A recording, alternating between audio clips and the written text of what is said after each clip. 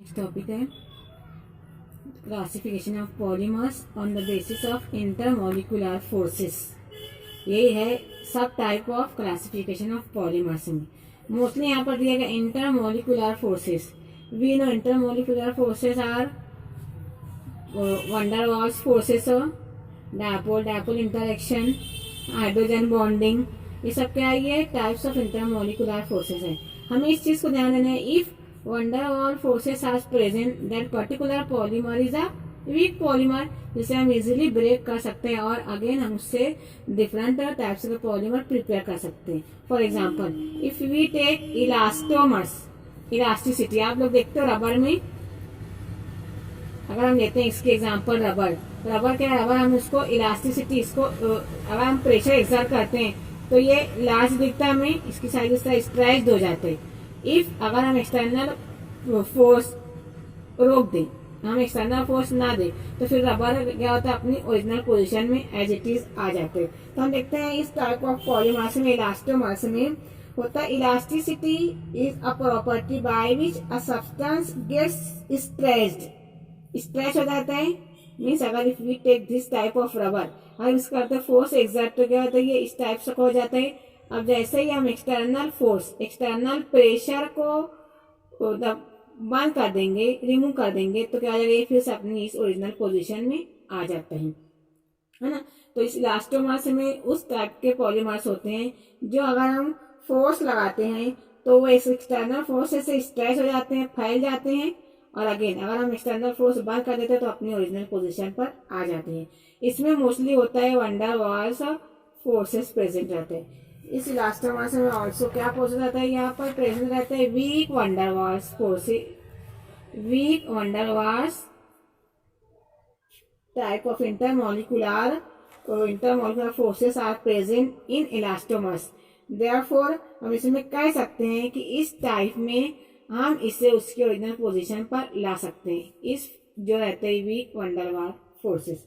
अब इसमें होती है मोस्टली एग्जांपल ले सकते हैं यहाँ पर बोना एस, अगेन यहाँ बोना एन भी हो सकता है, मोस्टली यहाँ पर लिया जाता है नियोप्रीन, ये हो सकते हैं इसके एग्जांपल। अब नेक्स्ट टाइप है इंटरमोलिकुलर फोर्सेस की बेसिस पे फाइबर्स। अब देखते हैं फाइबर्स में यहाँ पर रहता है स्ट्रॉन्ग हाइड्रोजन बॉन्डिंग। इसमें जो डिफरेंट मोनोमर्स रहते हैं वो अटैच रहते हैं, बॉन्ड फॉर्म करते हैं, लिंक फॉर्म करते हैं विद स्ट्रॉन्ग हाइड्रोजन बॉन्डिंग। तो यहाँ पर अगर हम एक्सटर्नल प्रेशर एक्सर्ट करते हैं, तो एक्सटर्नल प्रेशर या एक्सटर्नल फोर्स हम एक्सर्ट करते हैं, तो क्या होता है, ये fibre it is nothing but the thread, ये क्या हो जाता है, थ्रेड हो जाते हैं, जिसकी वजह से क्या हो जाता है ये कि ये अगर हम इसे ज्यादा फोर्स लगाते हैं तो जो रहता है ये धागा टूट भी जाता है।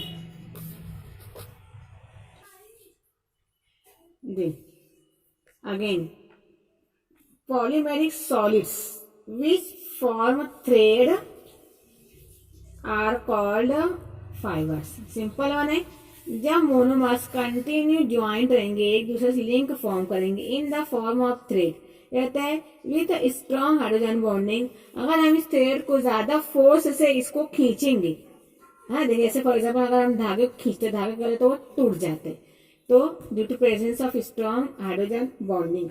इसमें मोस्टली हम ले सकते हैं नायलॉन लेते हैं, टेरलिन लेते हैं, नायलॉन 660 सब इसकी एग्जांपल्स हैं। थर्ड वन है थर्मोसेटिंग पॉलीमर्स।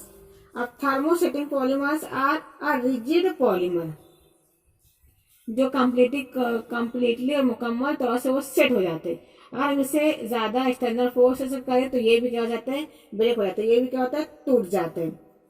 इसमें हम लेते हैं बैकलाइट, लेते हैं यूरिया और formaldehyde. Next one thermoplastic polymers. Again thermoplastic है, मीन्स हमें अगर जो हमारा पॉलीमर हम उसे हीटिंग वजह से हमें और हीट करते हैं, तो हम उस पॉलीमर से अनदर टाइप और डिफरेंट टाइप्स के पॉलीमर को इजीली प्रिपेयर कर सकते हैं। इसके एग्जांपल होती है प्लास्टिक की पॉलीथीन बैग होती है, पॉलीथीन बॉटल होती है ना, पॉलीस्टाइरीन, पॉलीविनिल से, तब किसके एग्जांपल हैं, थर्मोप्लास्टिक्स की एग्जांपल है। फिफ्थ क्लासिफिकेशन ऑफ पॉलीमर्स की classification of monomers on the basis of different classification of polymers on the basis of different monomers, है ना. If monomers are same then they form homo type of homopolymers. अगर तमाम monomers same रहेंगे, जैसे अगर लेते हैं हम विनिल इथाइलिन लेते हैं तो तमाम इथाइलिन तमाम इथिन कहते हैं एक दूसरे से कंबाइंड होता है तो फॉर्म करता है होमोपॉलीमर्स. अगेन इसके एग्जांपल हम ले सकते हैं पॉलीथीन, पॉलीप्रोपीन. मीन्स इसमें क्या आता है, monomer is nothing but propene. अगर ये कंटिन्यू प्रोपीन से एक दूसरे बॉन्ड फॉर्म करते हैं देन दे फॉर्म पॉलीप्रोपीन. तो ये इस टाइप के पॉलीमर का नाम होते हैं होमोपॉलीमर, जो सेम मोनोमर से फॉर्म होते हैं. अब सेकंड वन है कोपॉलीमर्स. अगेन इसके रिवर्स रहेगा, इसमें सेम रहेंगे बट कोपॉलीमर्स में क्या रहेंगे, कुछ प्रोपीन रहेंगे कुछ इथिन रहेंगे, इस तरह से मोनोमर कंबाइंड होंगे then they form copolymer. Therefore we can say that the polymers which have two or more types of repeating units are called copolymers. इसके एग्जांपल होती है बोना एस होती है इसके एग्जांपल, और बोना एन इसकी एग्जांपल होती है. अब ये सब वो क्लासिफिकेशन ऑफ पॉलीमर्स. अब देखते हैं उसकी बेसिस पे हम इसमें से कुछ पॉलीमर्स को सिलेक्ट करें और उसको इलेबोरेट करें कि किस मोनोमर से वो पर्टिकुलर पॉलीमर प्रिपेयर होता है और उसमें कौन सा केमिकल रिएजेंट और कौन सा केमिकल रिएक्टेंट यूज किया जा रहा है in the form of monomer. देखते हैं फर्स्ट वन रबर. रबर किसकी एग्जांपल थी, rubber is the example of elastomers. Elastomers क्या था, ये बनता था वीक वंडरवाल फोर्स से बनता था और हम इसे स्ट्रेच करते थे तो ये क्या होता था, अब लास्ट में फोर्स और जब हम एक्सटर्नल फोर्स बंद कर देते थे एक्सर्ट करना तो अपने ओरिजिनल पोजीशन पर आ जाता था. तो हम उसके एग्जांपल लेते हैं रबर की. देन क्या होता है ये, अगेन मोस्टली हम देखते हैं इसमें टू टाइप्स के रबर रहते हैं. फर्स्ट वन होता है नेचुरल रबर, सेकंड वन होता है ऑर्गेनाइजेशन रबर. जो नेचुरल रबर रहता है ये हमें इजिली प्रोवाइड हो जाता है. इसमें हम लेते हैं, ये बनता है with the help of monomer. इसमें मोनोमर लिया जाता है आइसोप्रीन. अगर हम आइसोप्रीन का आगे पेड़ से नेम तो क्या होता है, ये 2 मिथिल 1,3 ब्यूटाडाइन. देखते हैं क्या होता है इसका आइसोप्रीन का IUPAC name 2 methyl 1,3 butadiene. Means हमारा पेरेंट क्या हो जाएगा, ब्यूटेन होगा.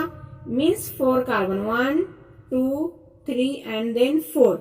अभी में क्या है 2 पर methyl group. If we take numbering 1 2 3 4 2 पर क्या लगता है हमारा methyl group means CH3. Again 1 और 3 पर क्या है डाइइन मीन्स क्या फॉर्म होता है डबल बॉन्ड. मीन्स 1 पर भी डबल बॉन्ड रहता है और इधर 3 पर भी डबल बॉन्ड रहते हैं. अब यहाँ पे लगा सकते हैं हम ये रिमेनिंग बचा H2.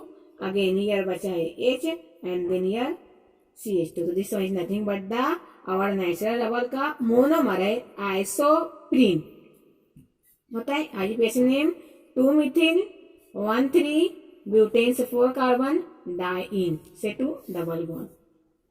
इसमें आगे ध्यान देंगे कि जब इससे इस आइसोप्रीन से इस मोनोमर से पॉलीमर फॉर्म होता है तो उस पॉलीमर का मॉलिक्यूलर मास रहता है 1,30,000 यूनिट से 3,40,000 यूनिट रहते हैं.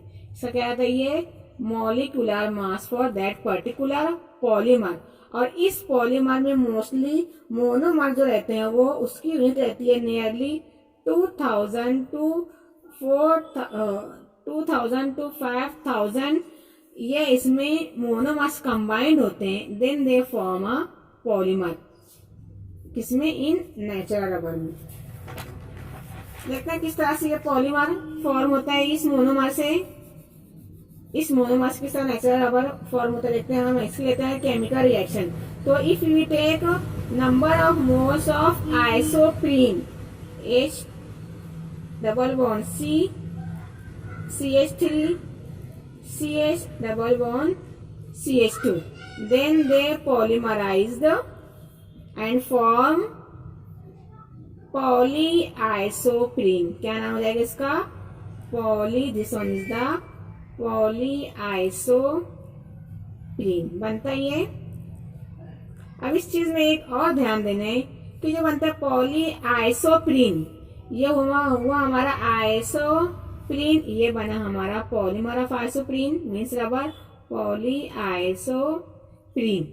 इसमें ध्यान देना है कि ये ऑलवेज रहता है इन द सिस फॉर्म, ये सिस फॉर्म में ही पॉली आइसोप्रीन फॉर्म करते हैं। किस तरह से देखते हैं, ये होता है हमारा first one carbon carbon double bond, then here CH3, then here क्या रहता है हमारा ये CH2, ये इस तरह से लिंक फॉर्म करेगा, बॉन्ड फॉर्म करेगा, again year hydrogen and year CH2 होता है। ये क्या फॉर्म करता है, सिस टाइप का देता है हमें कॉन्फ़िगरेशन इसके अंदर। अगेन ये जो रहता है ये CH2, नेक्स्ट CH2 कंबाइंड होता है, then they form carbon carbon double bond, again here CH3, again cis बोला नहीं है, इस तरफ CH2, फिर इस तरफ भी क्या आ जाएगा, हियर CH2 जाएगा एंड रिमेनिंग इज अगेन, फिर ये कंबाइन होता है नेक्स्ट मोनोमर से, नेक्स्ट आइसोप्रीन से, then they form CH2, again here CH3 double bond CH isoprene है, देन हियर क्या फॉर्म होता है ये CH2, इस तरह से क्या फॉर्म होता है ये नेचुरल रबर। अब इसी चीज को देखते हैं जब होता है इन ऑर्गेनाइजेशन रबर में, इसमें तो इसमें मोस्टली यूज किया जाता है, इस चीज को हार्डनेस दी जाती है। अब ये रबर है ना, किसके एग्जांपल है, ये इलास्टोमर के एग्जांपल है, ये इजीली ब्रेक हो जाएगा, टूट जाएगा जब हम एक्सटर्नल फोर्स एक्सर्ट करेंगे। बट क्योंकि किससे बनता है ये वीक वंडरवॉल फोर्सेस बनते हैं। But if we take vulcanization of rubber, तो इसमें मोस्टली यूज किया जाता है सल्फर ऑर्गेनाइजेशन, इसे also this one is also called as sulphur organization rubber. इसमें क्या होता है ये the process by which a network of cross link is introduced into an elastomers, this one is called as vulcanization, यही होता है। अगर इसमें लिया जाता है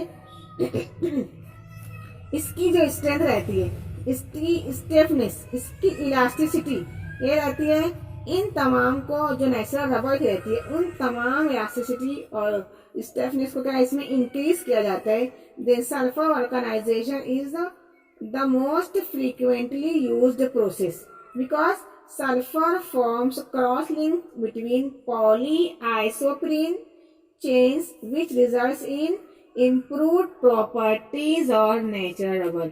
ये क्यों यूज किया जा रहा है, ये सल्फर को इसलिए करते हैं यूज की जो नेचुरल रबर इसकी प्रॉपर्टी क्या करता है ये इंक्रीज करते हैं, जिससे हम इजीली ब्रेक नहीं कर सकते। अब नेक्स्ट वन लेते हैं हम, फर्स्ट था पॉलीमर रबर, अब सेकंड वन हम लेते हैं पॉलीथीन जो हम यूज करते हैं। सेकंड वन पॉलीथीन है ना। Again polythene is the simplest and most commonly used hydrocarbon thermoplastic and has following structure.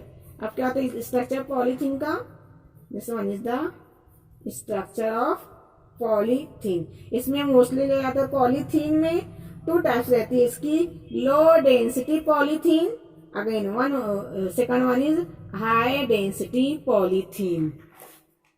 First one हम लेते हैं नंबर ए इसका, लो डेंसिटी पॉलीथीन है ना। It is obtained by the polymerization of ethylene under a high pressure. ये हमें याद रखने किसमें होता है, under a high pressure. Pressure mostly लिया जाता है 1000 to 2000 एटमॉस्फेरिक प्रेशर, और इसमें टेम्परेचर भी फिक्स किया जाता है इन बिटवीन 350 to 570 केल्विन। इस टेम्परेचर पर ही केमिकल रिएक्शन प्रोसीड होती है। Therefore we can write here if we take ethene CH2, जब ये पॉलीमराइज्ड होगा in presence of this two condition means pressure as well as temperature, then यहाँ लिए जाते हैं again traces amount of oxygen peroxide at 350 to 570 Kelvin and 1000 to 2000 atmospheric pressure, then they form low density polythene. इस तरह से क्या form होता है? लो डेंसिटी पॉलीथीन. अगेन अगर देखते हैं इस लो डेंसिटी पॉलीथीन की प्रॉपर्टीज, तो ये हमें क्या देगा? ये लो डेंसिटी इसके हम देखते हैं प्रॉपर्टीज. तो लो डेंसिटी पॉलीथीन ये जो होते हैं films are extremely flexible but tough, chemically inert and moisture resistance. It is poor conductor of electricity with melting point 110 degree C. इस चीज को हमें याद रखना है कि लो डेंसिटी इस तरह से फॉर्म होती है. अगेन इसे क्यों प्रिपेयर किया जाता है? इसका जो यूज रहता है ये, then we can write uses of low density polythene is, it is used mainly in preparation of pipes. जो रहते हैं पाइप्स, इसकी प्रिपरेशन से यूज किया जाता है. अगेन एग्रीकल्चर में, अगेन इरिगेशन में, देन डोमेस्टिक वाटर, इन तमाम चीज में, और इलेक्ट्रिक केबल, इन तमाम चीज में इसका यूज किया जाता है. Again it is used in producing extruded films sheets mainly for packing and household uses like preparation of squeeze bottles, attractive container. इन तमाम चीज में हम इस नेक्स्ट टाइप होती है इसकी high density polyethylene HDP. Same one है. It is essentially a linear polymer with a high density due to close packing होता है. अगेन सेम पॉलीमर है, ये पॉलीमराइज्ड होगा. ये कंडीशन थी इसके लिए, लो डेंसिटी की कंडीशन ये थी. अब हाई डेंसिटी की कंडीशन दी है, ये होता है in at 333 kelvin to 343 kelvin and again 6 to 7 atmospheric pressure. Again यहाँ यूज किया जाता है as a catalyst, then they form high density polythene, है ना. अगेन हाई कैटलिस्ट यहाँ पे यूज किया जाता है Ziggler NATA catalyst, which is a combination of triethyl aluminum with titanium tetrachloride at a temperature of, इस कंडीशन में हम इजीली हाई डेंसिटी पॉलीथीन को प्रिपेयर कर सकते हैं. सेम अब इसकी लेते हैं प्रॉपर्टीज. फर्स्ट प्रॉपर्टी रहती है इसकी HDP की, it is a crystalline nature. Again melting point in the range of 144 to 150 degrees C. It is much stiffer than LDP and high tensile strength and hardness. It is more resistant to chemicals than LDT. Reason में क्या ये more resistance as compared to LDT, low density polythene. अब देखते हैं इसका uses क्या होता है. ये HDP it is used in manufacture of toys, जो बच्चों का खिलौना बनता है, and other household articles जैसे कि बकेट्स, डस्टबिन, बॉटल्स, पाइप्स, है ना, etc. It is use to prepare laboratory wires and other objects where high tensile strength is stiffness is required. Mostly इसे कहाँ यूज करते हैं? उस जगह पर जहां पर हमें उसकी स्टिफनेस जरूरी है, जैसे कि पाइप वगैरह जो इजीली रब ना हो जाए, तो उस वक्त हम उसमें यूज करते हैं हाई डेंसिटी पॉलीथीन का. अब थर्ड वन लेते हैं हमारा main polymer teflon. Third one polymer है ये. Then chemically teflon is polytetra. ये क्या होता है? पॉलीटेट्रा फ्लोरोइथाइलिन है.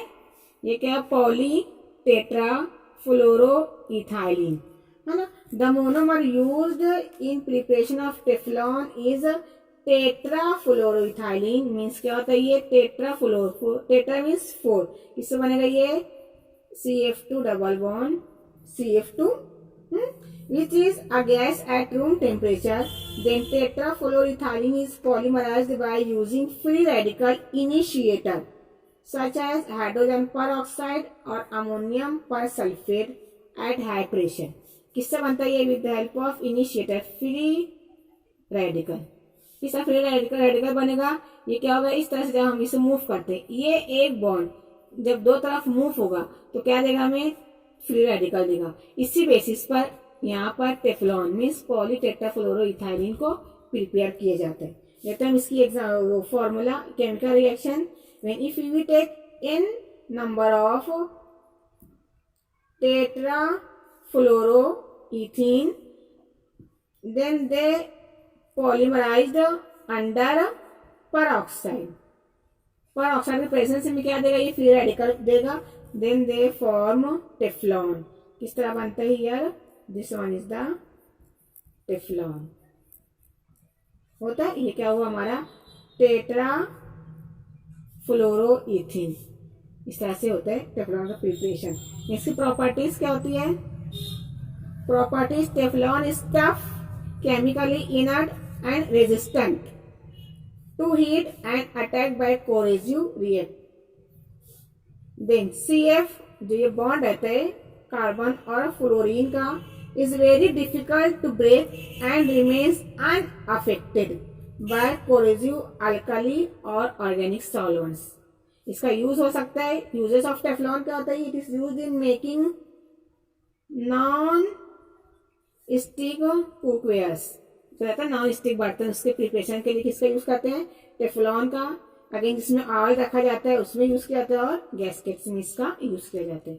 नंबर 4 पॉलीमर होता है हमारा पॉलीएक्रिलोनाइट्राइल।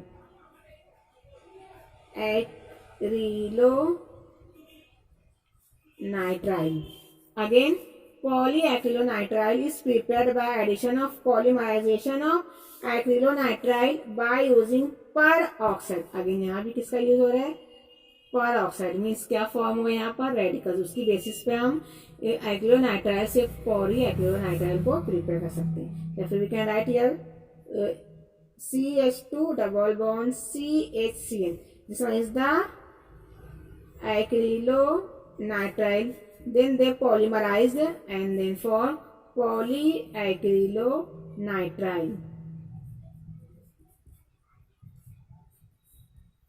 This one is polyacrylonitrile.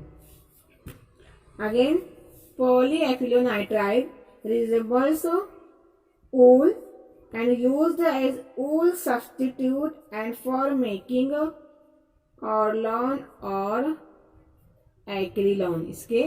इसमें इसे यूज करते हैं। किसमें यूज करते हैं? ऑर्लॉन और एक्रिलॉन में। एक्रिलॉन इसके प्रिपरेशन में पॉलीएक्रिलोनाइट्राइल का यूज किया जाता है।